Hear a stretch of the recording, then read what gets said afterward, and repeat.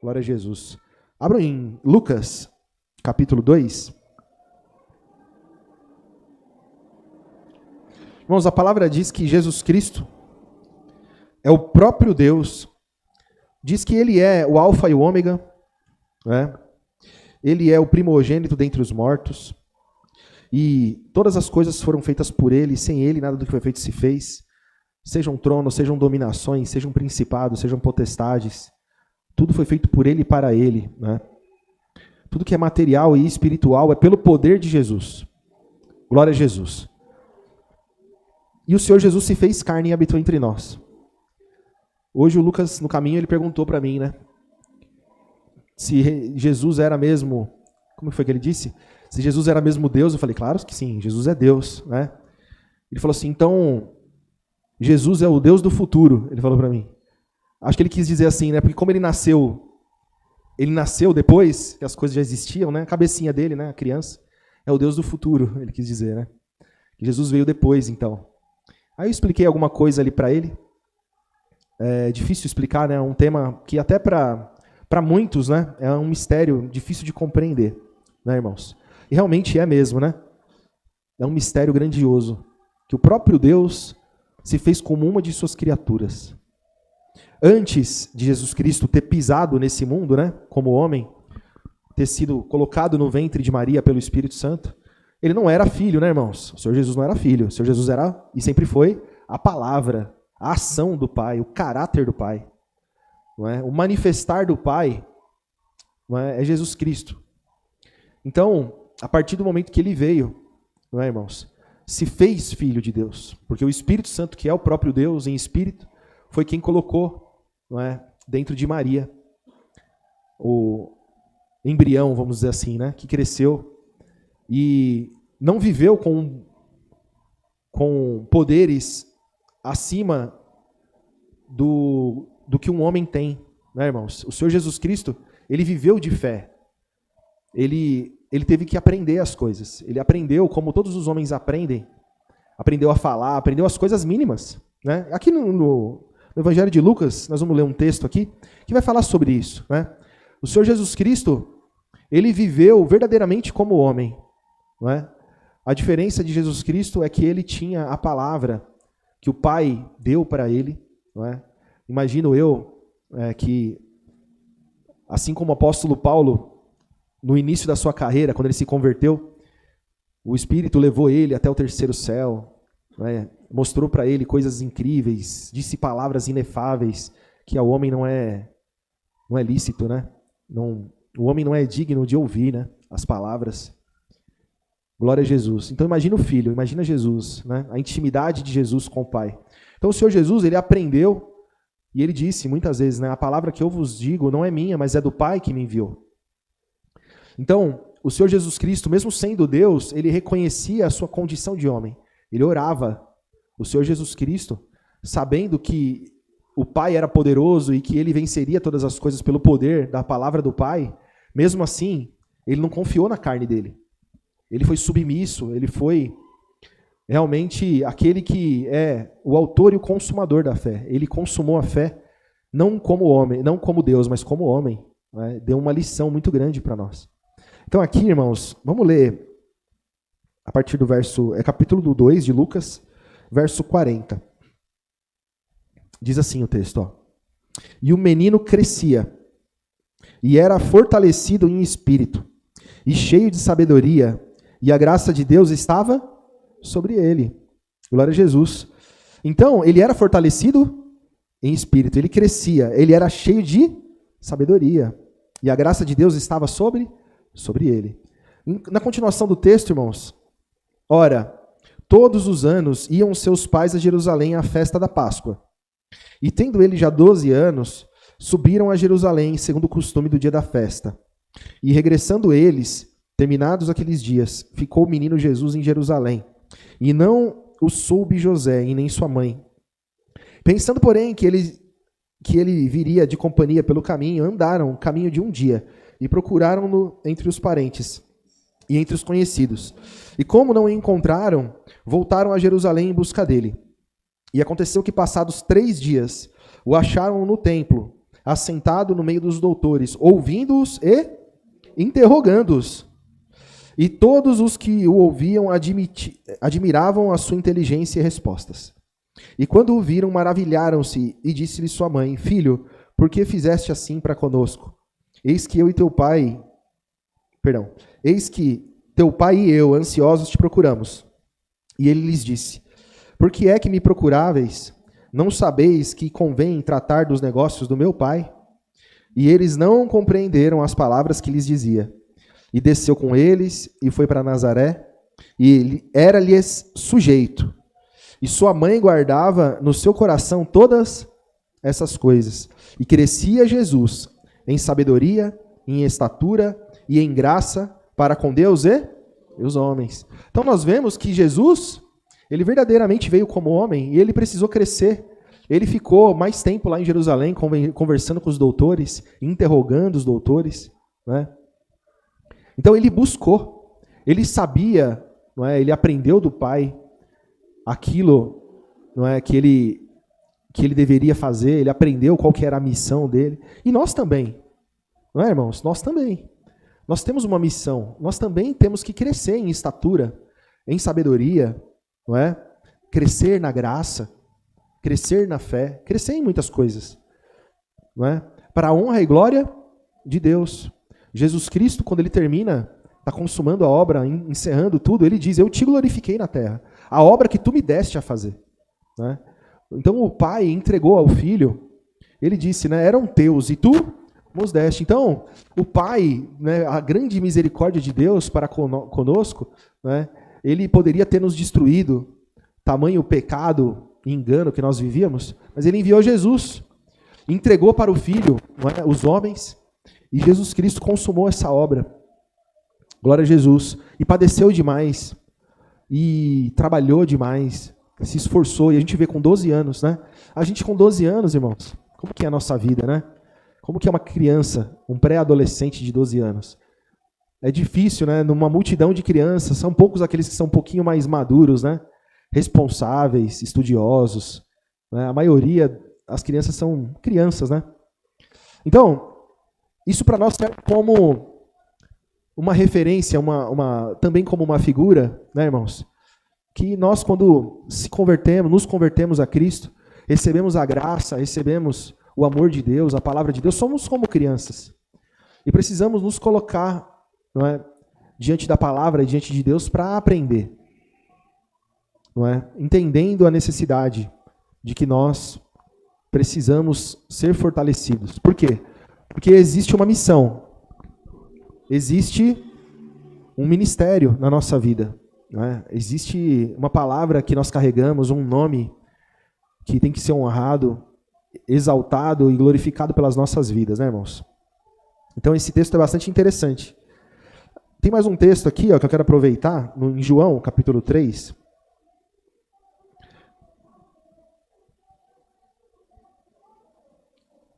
Vamos ler a partir do verso 22, tá?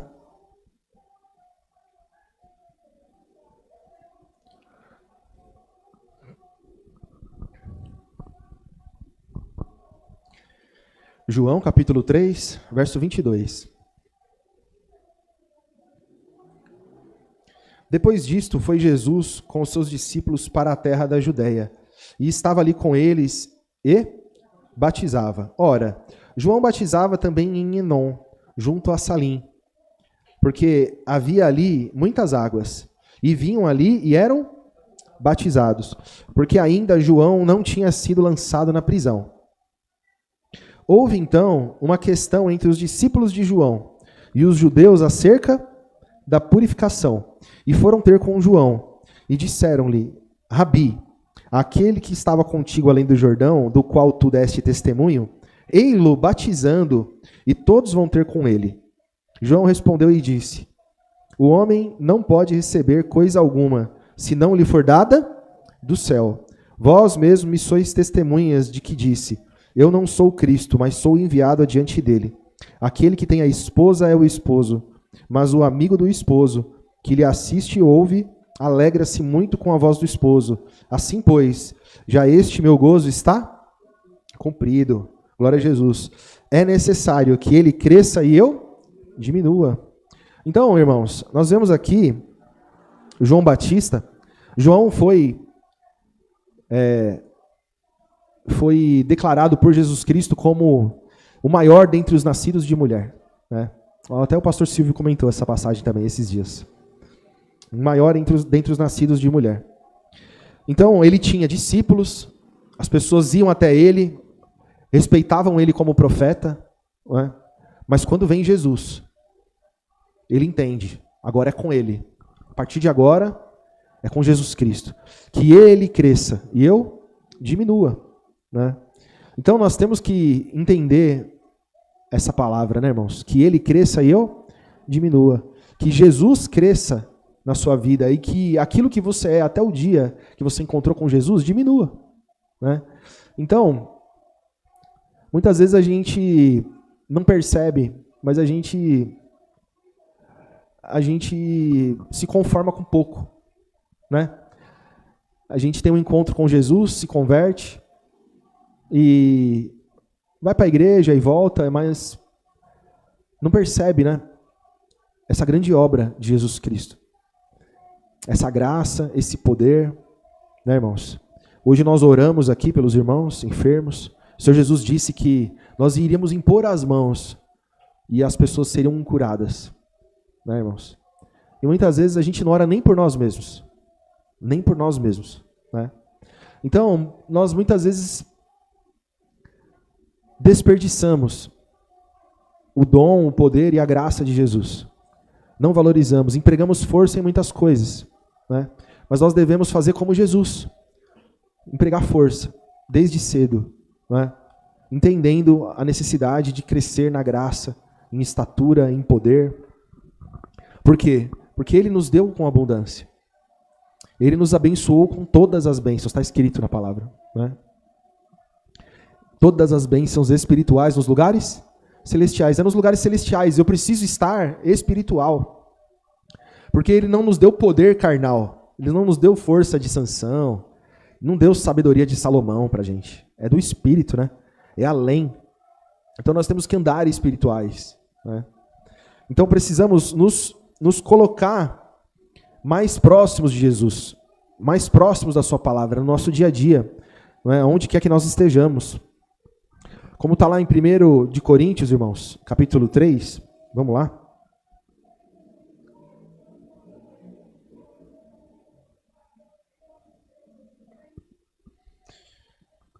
Glória a Jesus.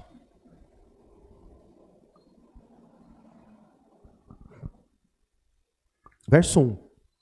1 de Coríntios, verso 1. Capítulo 3, né? Eu não falei o capítulo? 1 de Coríntios, capítulo 3, verso 1.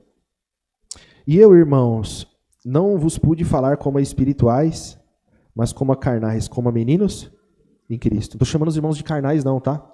É que a sequência do texto, né, vai mostrar o entendimento, tá, irmãos?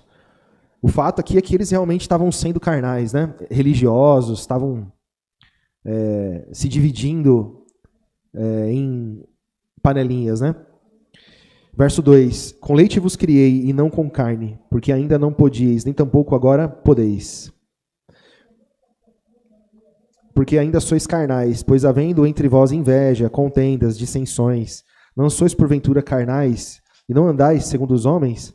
Porque dizendo um, eu sou de Paulo, e outro, eu sou de Apolo, porventura não sois carnais?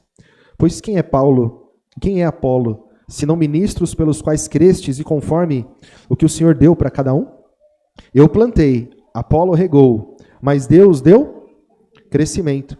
Por isso, nem o que planta é alguma coisa, e nem o que rega, mas Deus que dá crescimento. Ora, o que planta e o que rega são um, mas o que receberá, mas cada um receberá o seu galardão segundo o seu trabalho. Porque nós somos cooperadores de Deus, e vós sois lavoura de Deus e edifício de Deus. Olha que interessante, né? Então, glória a Jesus. O apóstolo Paulo, ainda que ele diz assim, olha, eu trabalhei, Apolo também trabalhou, né? Mas tudo vem de Deus. É o dom que Deus deu para nós. Se a gente trabalhar, a gente vai ter galardão, é verdade. mas quem dá o crescimento é Deus. Então a gente vê que Deus está operando no que prega, né? E é Deus que está dando o crescimento no que ouve. Tudo vem de Deus, né? Toda a glória vai para Deus. Glória a Jesus. Então, irmãos, ele finaliza dizendo que vós sois lavoura de Deus e edifício de Deus, né? No verso 9. Então, nós somos como uma construção de Deus, né? Claro que isso é uma figura, né, irmãos? Porque construção nenhuma construção, quando o pedreiro vai lá sentar os tijolos, empurra o pedreiro, né? O pedreiro vai lá mexer a massa, ele não deixa o pedreiro jogar a massa, mas nós muitas vezes fazemos isso, né? Com aquele que edifica. Então, nós muitas vezes não deixamos, né, pela nossa incredulidade, dureza de coração, carnalidade, né? Às vezes a gente é enganado e perde o nosso tempo com tantas coisas, né? Todos nós, né? Todos nós. E aí ficamos ali muitas vezes sem dar fruto, né? Ou com fruto bem pouquinho. Então a palavra, ela está mostrando, glória a Jesus, que o construtor, não é? Que o lavrador é Deus. Glória a Jesus. Verso 10, irmãos.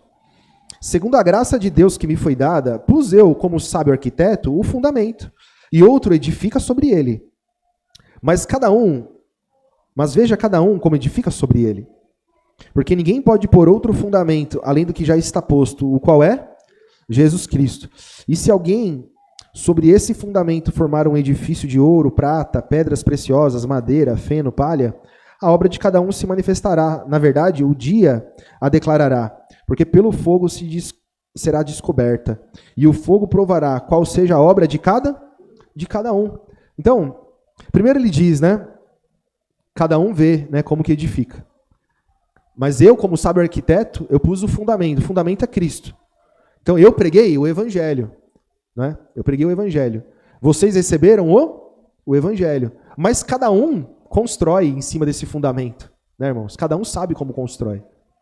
Então ele dá a figura de uma construção e diz que essa construção, o fundamento é maravilhoso, é um fundamento perfeito. Jesus é o alicerce perfeito. É a base perfeita, a estrutura perfeita. Mas se você construir de feno, de palha, né, vai ter uma firmeza. Se você edificar de ouro, prata, pedras preciosas, vai ter outra, né? É outra força, né? É outra estrutura, vamos dizer assim, é outro material, né? Que vai suportar muito mais temperatura, porque ele vai dizer que vai ser provado pelo fogo. O fogo provará qual seja a obra de cada um. Verso 14. Se a obra que alguém edificou nessa parte permanecer, este receberá galardão. E se a obra de alguém se queimar, sofrerá detrimento. Mas o tal será salvo, todavia, como que pelo? Por que ele está dizendo que será salvo? Porque o fundamento é Jesus. Se, apesar de tudo que o Senhor Jesus te deu, da graça, de todas as bênçãos espirituais nos lugares celestiais que Jesus te deu, ainda assim você construir uma casa de feno, palha, né, de papel, de madeira, a hora que vier o fogo, porque o fogo vem, vai haver prejuízo, né? E a gente vê, eu falo por mim mesmo, né? Porque a gente está crescendo e está aprendendo muita coisa. Quando vem o fogo, o prejuízo vem também, né? Depende do material que está feita essa casa.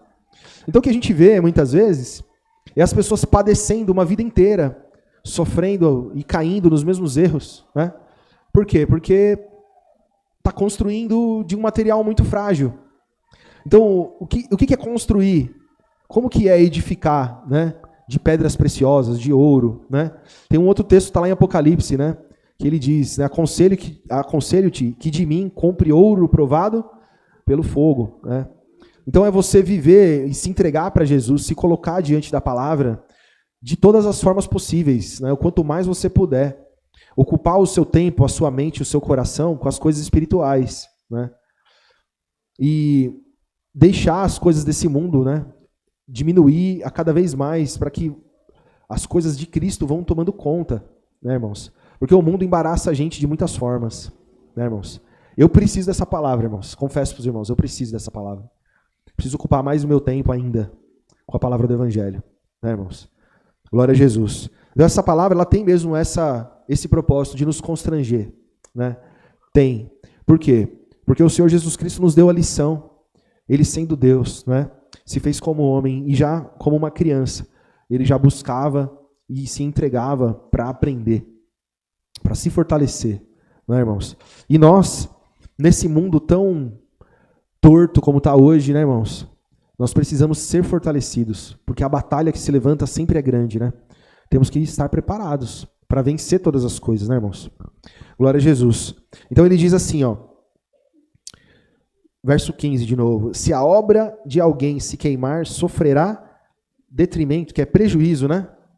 Mas o tal será salvo, todavia, como que pelo fogo. Não sabeis vós que sois o templo de Deus e que o Espírito de Deus habita em vós? Se alguém destruir o templo de Deus, Deus o destruirá. Porque o templo de Deus que sois vós é santo. Então aqui já entrou num ponto importante, né? Que nós somos o templo de Deus. E ele diz, verso 17, se alguém destruir o templo de Deus, Deus o destruirá. Porque o templo de Deus que sois vós é santo. Então, não podemos agir, né, com a nossa vida e com o nosso corpo de forma negligente, né, irmãos? Para que nós não venhamos ser destruídos, né? Glória a Jesus. Então, irmãos, vamos voltar lá em Lucas, no capítulo 13.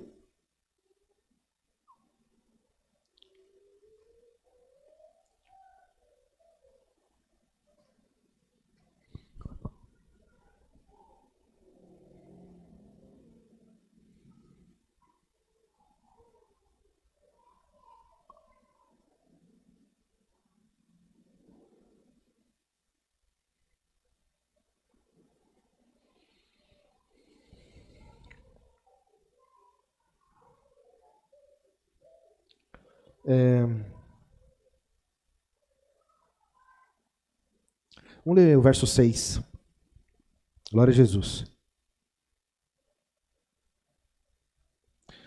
E dizia esta parábola: um certo homem tinha uma figueira plantada na sua vinha, e foi procurar nela fruto, não o achando. E disse ao vinhateiro: eis que há 3 anos venho procurar fruto nessa figueira e não acho. Corta-a, porque ocupa ainda a terra inutilmente? E respondendo ele, disse-lhe: Senhor, deixa-a este ano, até que eu a escave em redor e a esterque. E se não der fruto, e se der fruto, ficará. E se não, depois mandarás cortar. Então, aqui é uma parábola, né, irmãos?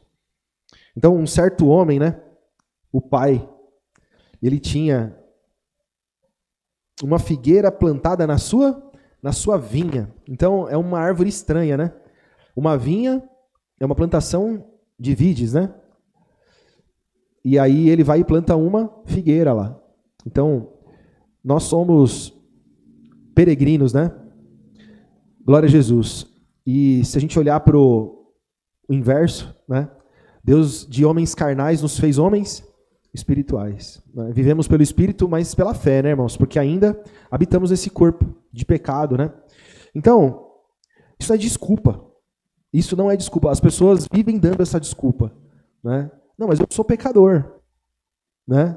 Eu vou, abaixo a guarda e ando de qualquer jeito, porque eu sou pecador mesmo. E a graça de Deus é super abundante, né? E as pessoas caem nesse engano de negligenciar. Não é porque você tem um advogado junto ao Pai, né? Porque a palavra do Evangelho também ensina que não é porque a graça superabundou que eu vou viver em pecado. Pelo contrário, né? Se Cristo morreu, eu morri com Ele. Eu tenho que me considerar assim, né, irmãos? Mas esse texto aqui, ele está dizendo o quê, irmãos? Que tem alguém cuidando de nós, né? Tem alguém cuidando de nós. Você acha que você é fraco, você acha que você não entende, que você não aprende, você acha que você, de repente, até não é digno ou digna, não é? E está lá o Espírito Santo cuidando, cavando, estercando, para que você dê fruto, né? Ele quer que você dê, acredite que você vai dar fruto, se esforça, busque a Deus, né? Por quê? Porque é Ele que faz, né, irmãos? Ele quer fazer, acredita nisso. O Espírito Santo está agindo, o poder de Deus está agindo na sua vida, na minha vida, para que a gente venha crescer, para que a gente venha ser aperfeiçoado. No conhecimento, no discernimento, na fé, no amor, nos dons.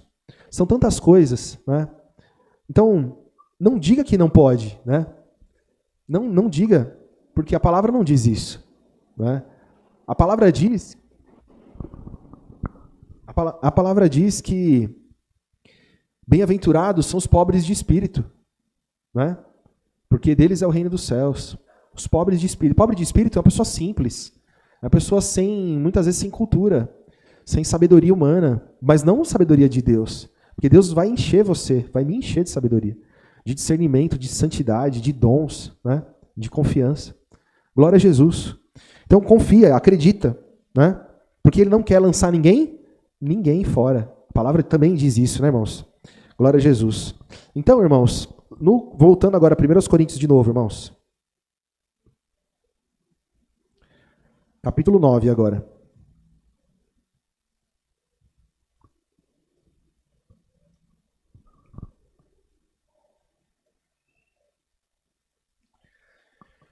Glórias a Jesus.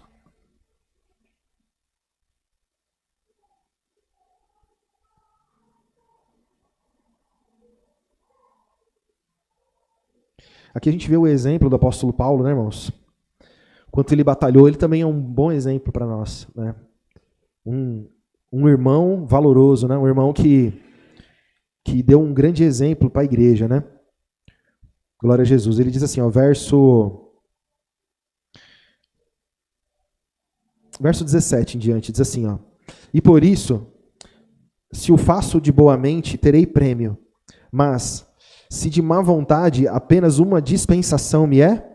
Ele está falando aqui que ele trabalhou de graça, que ainda que ele tinha direito de receber alguma coisa por trabalhar, né, ele abriu mão disso para que ele não tivesse o ministério dele censurado, né, e diz que ele fazia de boa mente, né, e que ele sabia que ele teria prêmio, que ele teria galardão, né, irmãos? Glória a Jesus. Então ele diz, verso 18, logo, que prêmio tenho? Que evangelizando proponha de graça o evangelho de Cristo para não abusar do meu poder no evangelho. Por quê? Sendo livre para com todos, fiz-me servo de todos para ganhar ainda mais. E fiz-me como judeu para os judeus, para ganhar os judeus. Para os que estão debaixo da lei, como se estivesse debaixo da lei, para ganhar os que estão debaixo. Tá vendo? Então imagina só, irmãos, que hoje nós temos essa liberdade aqui. Mas na época do apóstolo Paulo não era assim.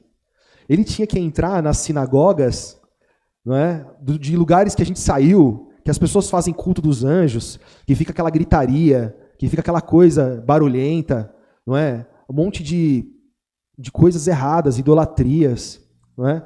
Ele estava lá no meio suportando essas coisas e entrando com a palavra do evangelho verdadeira, levando as pessoas para Cristo. Então vocês imaginam o sofrimento, a dificuldade que foi para o apóstolo Paulo convencer, muitas vezes correr risco, porque quando as pessoas perceberam e percebiam que o apóstolo Paulo pregava contra a lei, dizia que a lei foi abolida, não é? Dizia que não era mais para ler Moisés, ele sabia que muitos poderiam até persegui-lo, querer matá-lo. Então, o tanto que ele se esforçou, né, para que a palavra fosse pregada.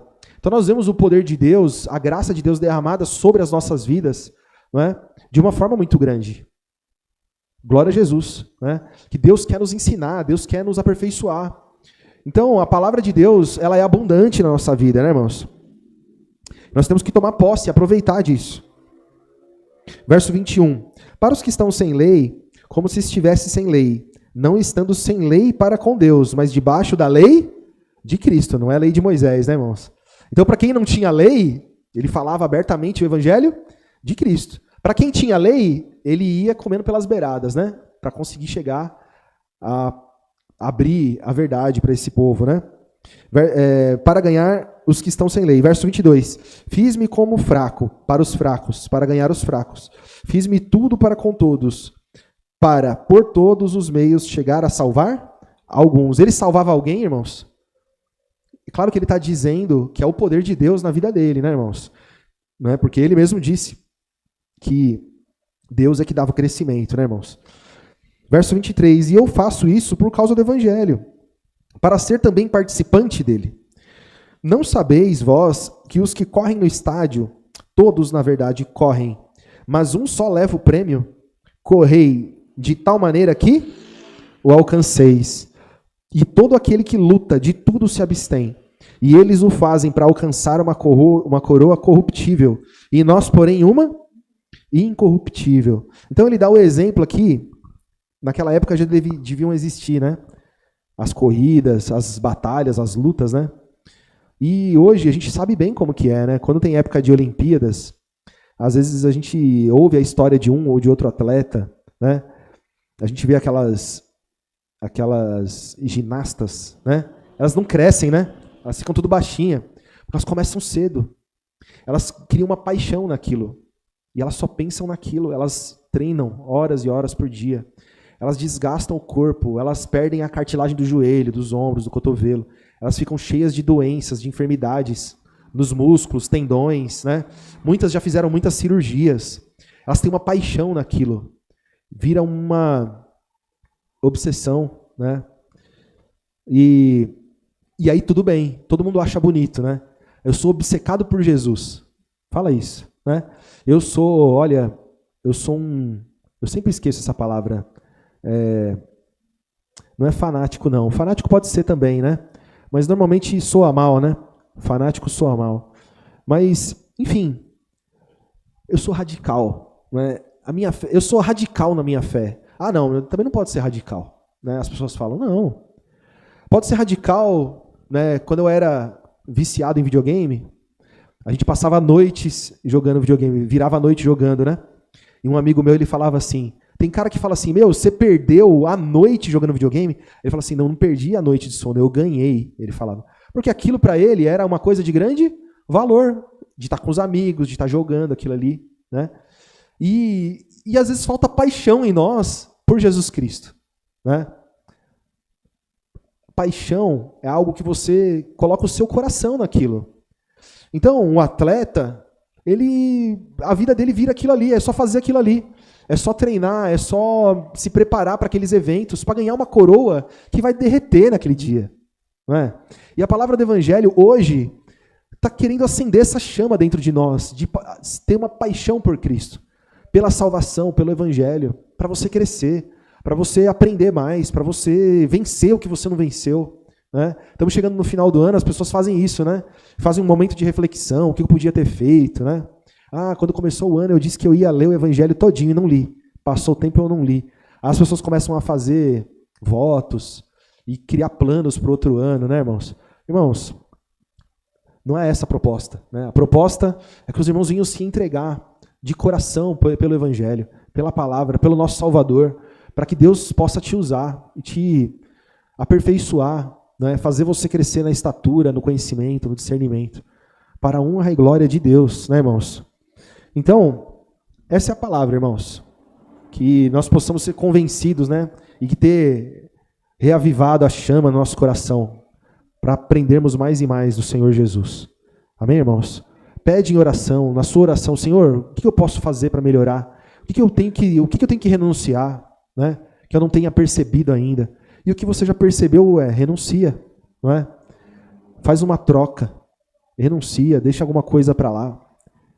E começa a entregar a sua vida, o seu tempo, os seus recursos para Jesus Cristo. Amém, irmãos? Pelo Evangelho, pelo reino de Deus. Em nome de Jesus. Vamos agradecer, irmãos?